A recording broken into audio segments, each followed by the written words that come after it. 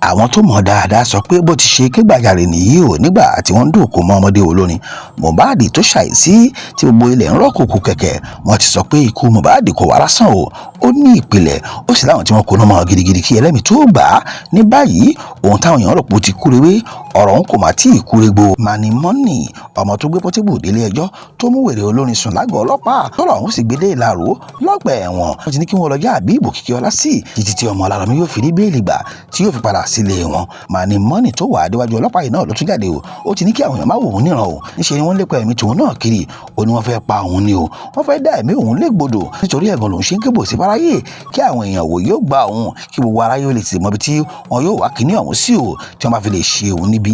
Ǹjẹ́ ọmọ ọdún mélòó gan ni ọmọ yìí tí wọ́n fi ikú dúkòkò mọ́ tí wọ́n fi àìbalẹ̀ ọkàn wá kiri àti pé àwọn wo gan ni wọ́n fẹ́ paná ẹ̀ṣọ́ tiẹ̀ náà ọ̀rọ̀ rẹ̀ ò lẹ́nu Manny Money tó pèrè ní ọ̀gá oní petition nígbà kan. Yeah, on the norms, I have decided not to do any video concerning this issue again, but I can't keep this to myself again because what happened to my dad?